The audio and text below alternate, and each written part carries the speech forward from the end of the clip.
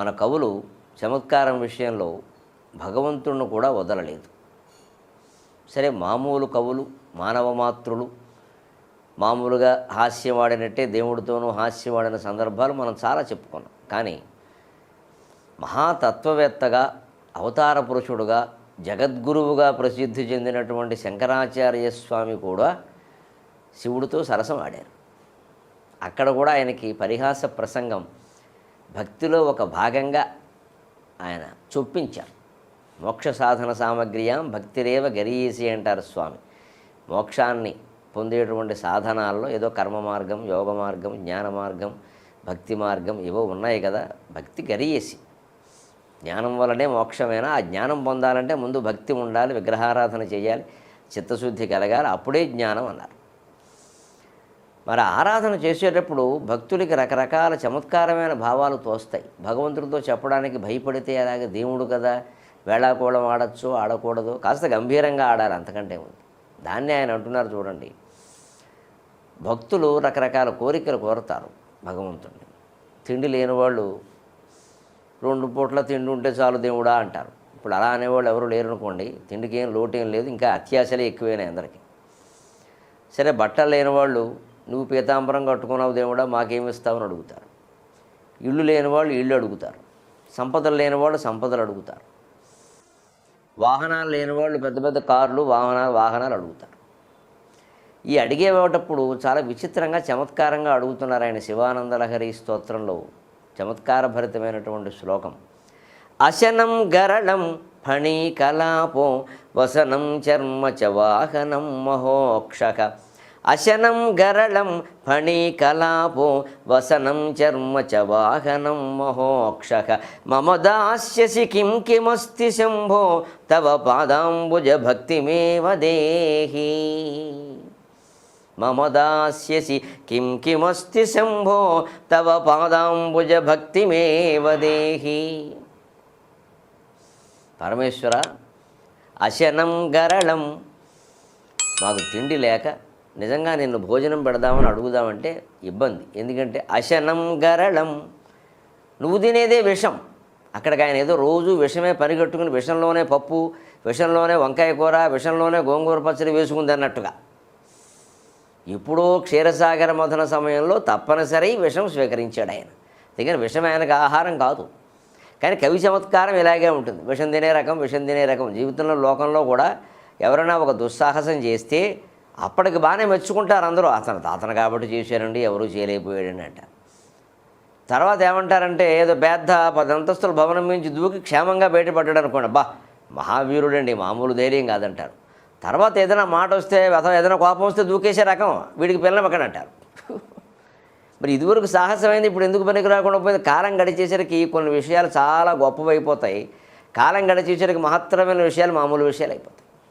అంతా కాలమహిమంతే, ఇంకేం చేయలేదు దానికి. పనికి మాలిన వాళ్ళంతా మహానుభావులు అవుతారు చచ్చిపోగానే.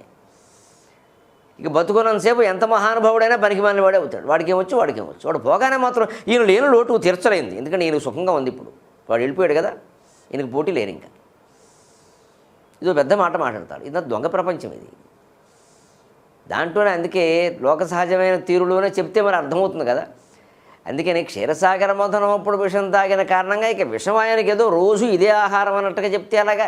అంచేత నీకు ఇదే ఆహారం అయ్యా, మేము ఏదైనా అన్నం లేక అడిగితే ఇంత విషం మాకు బారేస్తావు, తగ్గిందల్లా తగ్గడమని నీ వాటాలోంచి మేము చచ్చిపోతాం అన్యాయంగా. అంచేత మాకు ఇవ్వడానికి అన్నం నీ దగ్గర లేదు. పోనీ ఏమైనా ఆభరణాలు అడుగుదాం, రకరకాల ఆభరణాలు పెట్టుకోవాలని అందరికీ ఉంటుంది. ధనవంతులు పెట్టుకుంటుంటే చూసి పేదవాళ్ళు కొంచెం బాధపడతారు. ఏమిటో కరిగిన వాళ్ళు అమ్మ ఏదో అంటూ ఉంటారు, పుట్టారమ్మ.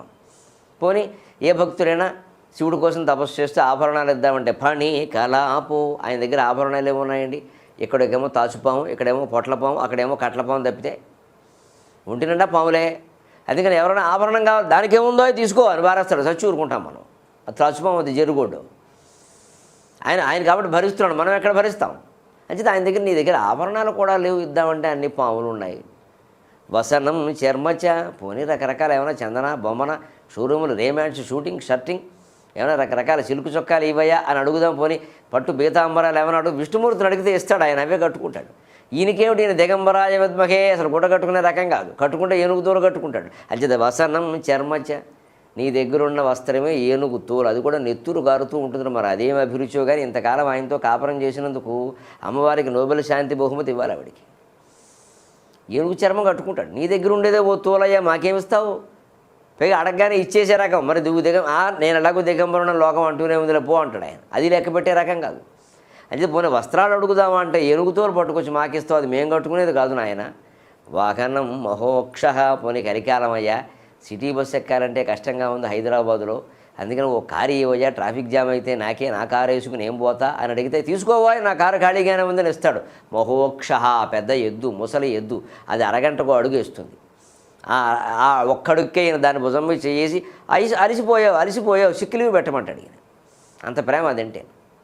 నందీశ్వరుడు ముసలి ఎద్దు, ఆ ముసలి ఎద్దును మాకు బారేస్తే ఎప్పటికి నడవాలి, ఇది ఇటకలు కూడా కదిలినట్టే ఉంటుంది ఆ నడక, జరిగేది కాదు ఇది. అందుకని వాహనం మహోక్ష, పెద్ద ఎద్దేసు తిరుగుతావు. అంచేత మాకు ఇవ్వడానికి నీ దగ్గర అశనం ఆహారం లేదు, వసనం వస్త్రం లేదు, వాహనం లేదు, సరైంది ఏమీ లేదు, ఆభరణాలు కూడా లేవు. కాబట్టి మమ దాస్యసి కిం కిమస్తి శంభో, నాకు ఇవ్వడానికి నీ దగ్గర ఏముందా పెద్ద దేవుళ్ళే దిగుచ్చేసావు ఎదుగుతున్నాము. బోళాశంకరుడు పైగా నమశివాయ నమశివాయ నమశివాయ అని 3 సార్లు అంటే వచ్చేస్తాట. ఎందుకంటే పాపం శ్రమ పడుతున్నాడు వాడు, పాపం అనలేడు, కాఫీ తాకిందే ఉండలేడు, వెర్రి ప్రాణి అంటే అని శివరాత్రి నాడు కూడా ఉపవాసం ఉండకపోయినా క్షమిస్తాడు పాపం అందరినీ. అందుకని వచ్చేస్తావు, పెద్ద వచ్చేసావు, ఏమిస్తావు, ఏమిద్దామని వచ్చావు, మా ఇంటికి వచ్చావు, మాకు ఏం తెచ్చావు అన్నట్టు. కానీ చివరికి చూడండి గంభీరంగా ముగిస్తున్నారు. ఈ చమత్కారం అంతా గంభీరంగా ముగియాలి. ఇప్పుడు మనం ప్రసంగాలలో ఎన్ని చలోక్తులైనా వేయచ్చు, పరిహాసములైన శుభప్రసంగం అన్నారు. అసలు ఆ హాస్య ప్రసంగం లేకపోతే ప్రసంగం కాదు, అది ఒట్టి సంఘం, ఇంకపోతే సంఘం, అంతేగాని ప్రసంగం కాదు. సరదా ఉండాలి, చమత్కారం ముఖ్యంగా ఒక ప్రయోజనం కోసం ఉండాలి. మా చిన్నతనంలో చూసేవాడు హరిదాసులు పెద్దవాళ్ళు వస్తారు హరికథకి, పిల్లల్ని తీసుకొస్తారు. ఇంకా మరి వీళ్ళని ఇంటి దగ్గర వదిలితే ఇల్లు పీకి పందిరేస్తారు, తీసుకొచ్చి ఇక్కడ గోల్ చేస్తారు. వీళ్ళ కోసమని చలోక్తులు వేసేవారు హరిదాసు.